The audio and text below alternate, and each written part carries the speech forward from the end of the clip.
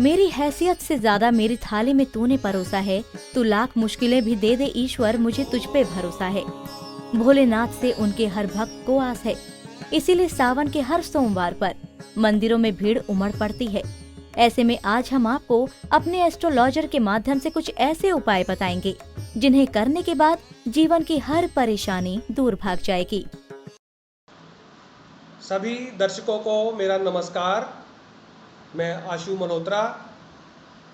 तो सबसे पहले तो आज 6 जुलाई, तो श्रावण की एकम तारीख, तो सावन के महीने का पहला सोमवार, यानी कि इस महीने में भोलेनाथ की हर किसी पर अपार कृपा।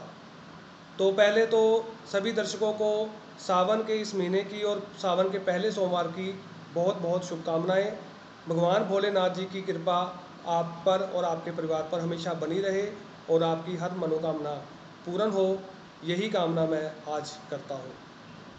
तो मैं आज इस पोस्ट में आपको कुछ अच्छी जानकारी देने के लिए आया हूँ कि अगर हम इस महीने में छोटे छोटे उपाय शिव मंदिर में जाके करें तो हमारी ज़िंदगी के कितने ही दुख बहुत ज़्यादा कम हो जाएंगे, हम कितनी मुश्किलों से बच जाएंगे और हमारे घर में सुख समृद्धि भर जाएगी और हमारा जीवन खुशहाल हो जाएगा। तो यानी कि आज पहला सोमवार है 6 जुलाई। तो इस श्रावण महीने में 5 सोमवार महत्वपूर्ण हैं, जैसे कि आज 6 तारीख का, 13 तारीख का, 20 तारीख का, 27 तारीख का और उसके बाद 3 अगस्त का। तो ये 5 सोमवार को हम छोटे छोटे उपाय शिव मंदिर में जाके करें तो हम अपना जीवन खुशहाल कर सकते हैं। जिनकी कुंडली में शनि चंद्र, राहु चंद्र, केतु चंद्र, मंगल चंद्र या ऐसी चंद्र कोई नीच अवस्था में बैठे हैं या छठे 8वें 12वें भाव में बैठे हैं, तो ज़िंदगी में भौतिक सुख उनको नहीं मिल पाते। हर चीज़ के लिए संघर्ष करना पड़ता है। बहुत ज़्यादा मुश्किलें ज़िंदगी में आती हैं और हमारे बने बनाए काम सारे बिगड़ जाते हैं। हमारा स्वास्थ्य ठीक नहीं रहता, हमारा पारिवारिक जीवन ठीक नहीं रहता, हमारे औलाद संबंधी समस्या आती हैं, हमारे ऊपर कर्ज हो जाते हैं, हमारे अपने दुश्मन बन जाते हैं, हमारा मन अज्ञात भय लेता है, हम कई चीज़ों से डरे डरे रहते हैं। तो ये चीज़ें हमें काफ़ी ख़राब करती हैं। तो ये हम इस सोमवार, जो 5 सोमवार हमारे आए हैं, ये 5 सोमवार में हम अपना चंद्र बहुत ज़्यादा मजबूत कर सकते हैं, जिससे हमें सारे भौतिक सुख मिले और हमारे जीवन की कठिनाइयाँ कम हों। तो ये हम क्या करें? सबसे पहले मैं ये बताऊंगा, किसी कुंडली में कोई भी दोष हो, जैसे किसी का मंगल खराब है, उसकी भाइयों से नहीं बनती, उसको जीवन में भूमि की तरफ से बहुत ज़्यादा समस्या आती है, घर बनाने में समस्या आती है, उस पर कर्ज हो जाता है, उसके अपने दुश्मन बन जाते हैं, दोस्ती यारी में धोखा मिलता है, ये वो भी सावन में उपाय कर सकते हैं। उसके बाद जिनका शुक्र खराब है, उनका वैवाहिक जीवन खराब है, पति पत्नी में मतभेद होते हैं, आपस में जीवन में जो वैवाहिक जीवन का सुख ही नहीं मिल पाता, बात बात पे मतभेद, लड़ाई झगड़ा और कई बार हम अलग होने तक पहुंच जाते हैं, वो भी इस सावन के महीने में कुछ चीज़ें करेंगे तो काफ़ी चीज़ें उनको लाभ देंगी। जिनको रोग से बहुत ज़्यादा कष्ट होता है, उनके लिए भी इस पर बहुत ज़्यादा अच्छे अच्छे उपाय मैं आपको बताऊँगा। और जिनको कई सालों से औलाद नहीं है या वो औलाद पाना चाहते हैं, तो उनके लिए भी इस पोस्ट में मैं आपको उपाय बताऊंगा। जिनको अपनी स्टडी में बहुत ज़्यादा दिक्कतें आ रही हैं, उनके लिए भी ये उपाय बताऊंगा। तो सबसे पहले मैं बताऊंगा कि जो विवाह या प्रेम विवाह करना चाहते हैं, वो हर सोमवार को शिव मंदिर में दही, शहद, ये चीज़ें चढ़ाएँ, फल चढ़ाएँ, पीले फूलों की माला चढ़ाएँ शिवलिंग पे। तो उनकी ये मनोकामना बहुत ज़्यादा जल्दी पूर्ण होगी और उनको मनपसंद वैवाहिक जीवन मिलेगा, अच्छा जीवन साथी मिलेगा। और जो प्रेम विवाह करना चाहते हैं, उनको प्रेम विवाह के लिए भी घर वाले मान जाएंगे। दही और शहद ज़रूर चढ़ाएँ शिवलिंग पर और अपनी मनोकामना वहाँ पे रखें। और उसके बाद जिनको कर्ज से बहुत ज़्यादा परेशानी, अपने भाइयों से दुश्मनी, घर बनाने में बहुत ज़्यादा दिक्कत आती है, वो हर सोमवार को शहद, मिठाई, मीठा, तो ये कुछ ना कुछ शिवलिंग पर जरूर चढ़ाएँ और वहाँ पे अपनी मनोकामना रखें। चांदी का पत्थर चढ़ाएँ, इससे चीज़ें बहुत जल्दी ठीक होंगी, तो बहुत ज़्यादा मनोकामना पूर्ण होगी। और फल चढ़ाएँ, 5 तरह के फल चढ़ा दें, एक एक पीस शिवलिंग के ऊपर, और वहाँ पे अपनी मनोकामना रखें और उनका जो हमारा जल चढ़ाते हैं उसके छींटे अपने पे मारें और आपकी मनोकामना अवश्य पूरी होगी। ये उनके लिए है जिनके साथ घर बनाने में समस्या या कर्ज है या उनके भाई अपने से मतभेद चलता रहता है।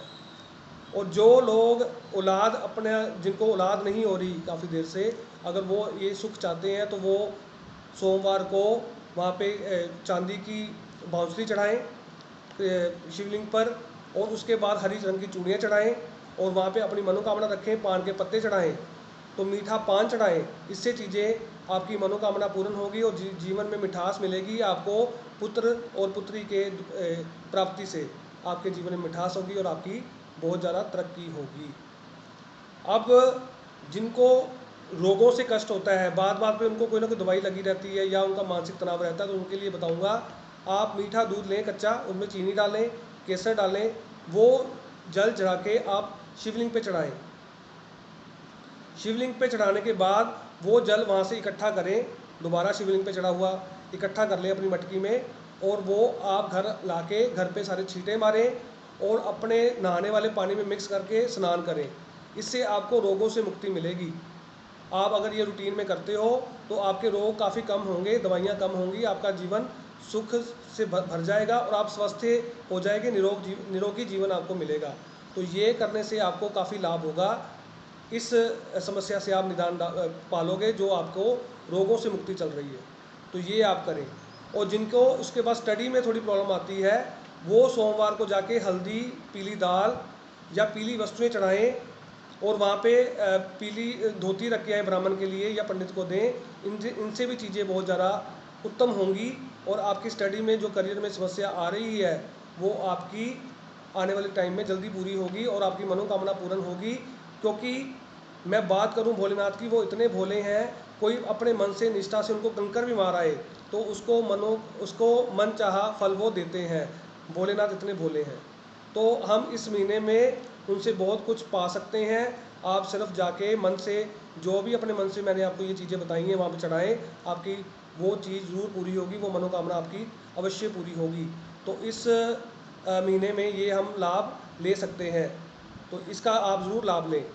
तो मैं आपको ये बताऊंगा कि जो भी आप वहाँ पे जल चढ़ाएं तो वो जल आप घर पे ज़रूर लाएं और घर पे उस जल का छींटा ज़रूर दें। इससे घर का जो वास्तु दोष है, जो नकारात्मकता हमारे अंदर वो एनर्जी घूमती है हमारे घर में, वो निकल जाएगी। इससे छींटा ज़रूर अपने घर पे लगाएं, इससे वास्तु दोष खत्म होगा और पूरे परिवार को लाभ होगा। तो इन चीज़ों का ज़रूर ध्यान रखें। तो ये महीने में ये चीज़ें करें और लाभ पाएँ। तो ऐसे ही मैं कोई अगली पोस्ट में फिर आपको कोई अच्छी जानकारी दूंगा। तब तक के लिए सभी दर्शकों को मेरा नमस्कार।